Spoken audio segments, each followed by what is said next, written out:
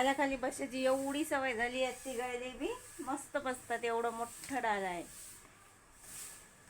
हाय सगळ्यांना, शुभ सकाळ. कशा आहात तुम्ही सगळे? मी चांगली आहे. तुम्ही कसे आहात? तर आज सगळे कामं केले घरातले, झाडून, पाणी मारणं, पूजा भरणं, सगळे कामं झाले. आणि ते 3 चेअर बसेल आता ती डाल्याखाली डावले होते. आता उठायच्या नावानं बोंब भेटते. आणि इकडे आमचं आहे ना, अर्धा गेट इथून काढला आज, जसा सवड भेटली तशी. आणि थोडंसं दारातही पाणी मारून घेतलं. सगळे कामं चक्काचक झाले. आणि इकडे आमच्या आईनं पेटून गेलं कुटार, हवा पाण्याचं. कुकडे आग लागो. तिला पेतीन अर्धा घंटा, मग बकरा धुवा आणि पाणी तापून ठेवा. तिला तर काही काळजीच नाही. आज जराशी शांतता आहे कामाची, कारण का आज 2 बकऱ्या डिलिव्हरी व्हायलात आमच्या घरी. आणि त्याला ना धुवा लागते, तेल पाणी लावा लागते. आणि त्यासाठी ना बाकीचे दुसरे कोणतेच कामं होत नाहीत घरातले, कारण का मग लय हाताचा अंगाचा वास येतो. जनावर म्हटलं तरी ते जनावरच, माणसासारखं थोडी ना वागणार आहे. इकडे तिकडे सगळे शितोडे उडवते.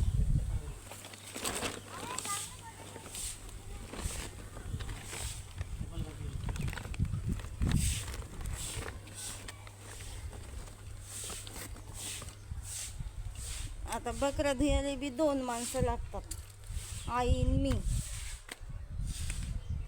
सकाळपासून जा बसलो तर बसलो. आता असं वाटलं बकऱ्या येतील तर पाणी ठेवून देतो त्याला धुयासाठी. आणि त्या बकऱ्याच्या ना कोणचेच कामं नाही होऊ राहिले, कारण त्याच्याच मलमपट्ट्या करणं चालू होतं. आता काल मी घरी नव्हती तर दादानं पकडू लागली होती बकरी, पण आज तर काही दादा पकडणार नाही. आज तर मलाच करावं लागेल सगळं, मले आईले. आणि ऊनही उन्हाचा तळाचा. काल भंडारा केला तरी एक थेंब पाणी नाही आलं. रात्री आलं होतं एका परी, पण त्यानं तर बैलाचे शिंगही भिजले नाही. खुरं तर दूरच राहिले. फक्त कसं आहे, वरून खाली पाठवून दिलं, पाणी येते चाला खाली पाण्याच्या नावानं बोम. आता नाही काही करता येत तर मला काढायचं होतं इकडलं कुटार, म्हणजे जे हातकाढणीचं आहे ते तुम्हाला सांगितलं होतं मी. पण हातकाढणीचं कुटार हे काढू शकत नाही का, एवढा पसारा आहे ना. हा पसारा कुठे ठेवू आता एवढा मोठा काढून? पाणी पावसाळ्याचे दिवस जवळ आले तरी पाणी येऊन नाही राहिलं. आणि एवढा मोठा पसारा मला काही उचलत नाही, कारण बकऱ्याला खायला पाहिजे.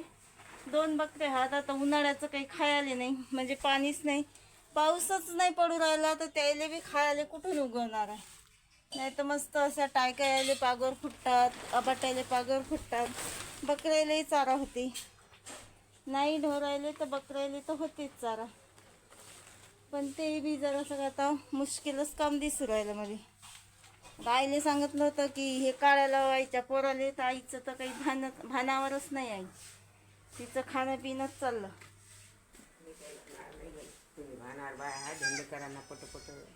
का कोणते धंदे करा तेच तर नाही सुचू राहिले.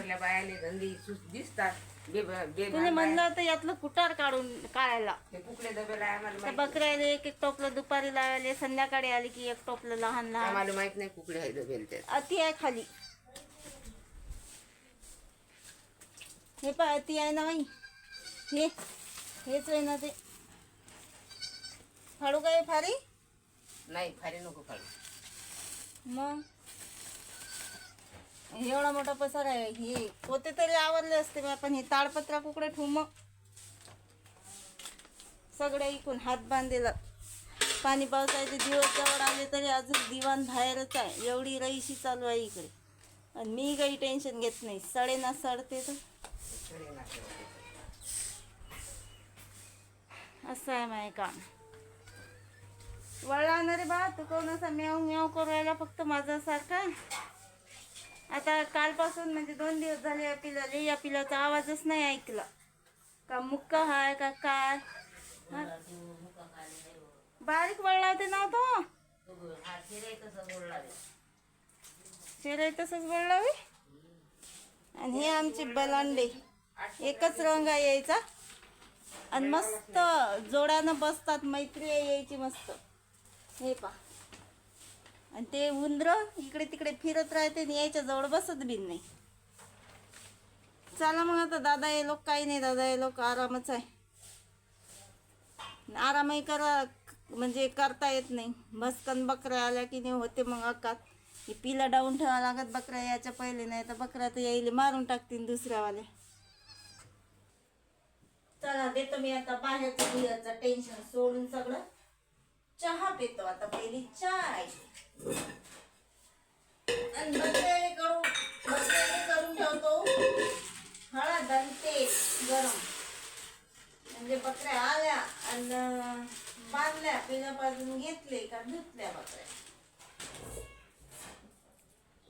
बरं झालं ते एकात एक 2 कामं झाले म्हणजे उरकून जातात पेरण्या पाण्याच्या पहिली. आणि तिलाही मोठे होतात.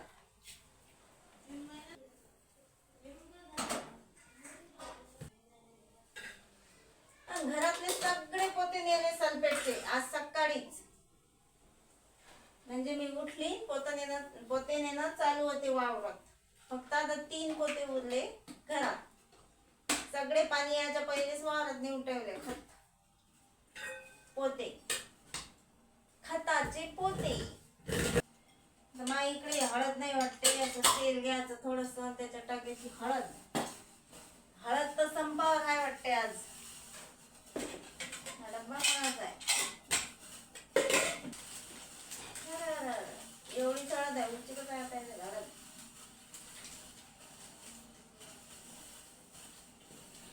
जास्त गरम करा नाही लागत. जागी चुलीत ठेवलं का बातच गरम होते.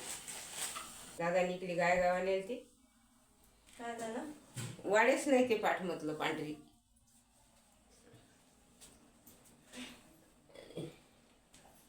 माझ्या कंबर पासून पाय दुखून राहिले व मग काही सुचून नाही राहिल्या पायानं. आराम लय करतात तू म्हणून तुझे पाय दुखतात. जरासा हिंडा फिरा. जरासा धंदा करा. गेली की बसली. बुकडे इंटर फिरतं. लाव ना. गरम आहे का. हीच तो इजेल होता हो त्यातला म्हणून. थांबा. पाय धरू का. पिलंय प्याची सुसू नाही देत. बकऱ्या धुवून घेतल्या दोन्ही एक खट्ट्याच. आता लावणं चालू आहे तेल आणि हळद. ते तेल आणि हळद आईच लावते. मी काही लावत नाही. पण आई घरी नसली की मग मलाच करावं लागतं सारे कामं.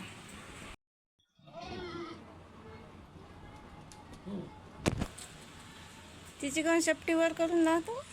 खोल आहे ती नाही शेपटी तिची. ते मोठी आहे ना मग. हे पहिलं लाडू आहे. पहिलं लाडू. ओय ओय.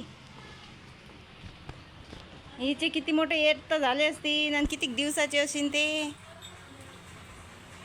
बुच्चा बाई बुच्चा. हो का. हे असे आल्या बकऱ्या बांधून घेतल्या. धुवूनही घेतल्या. त्याला तेल पाणी लावलं आणि आता झालं मोकळं सगळं काम. आता आवरा लागते मला बाया स्वतःच. अरे बाबा हो. तुले राहिला नाही अलप लावायचा. पिलायच्याच बकऱ्यात गुंगावाज आणि यायले राहिला अलप लावायचा. आणि ते 2 बकऱ्या आहेत डिलिव्हरीच्या. त्याला स्पेशल अलप लावा लागते. तो म्हणजे कोंडा. तो बी लावून घेतो आता. म्हणजे एक खट्टा यायचं काम झालं का झालं. मग 4 वाजे लोक पायाचं काम नाही. यायले बी नाही पिलायले बी नाही. या जेवण करायला मग स्वयंपाक तर काही केला नाही.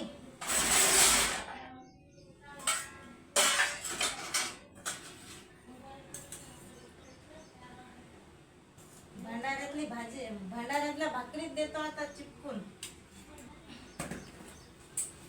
मस्त एक भाकर उरलेला आहे कालच्या भंडाऱ्यातली.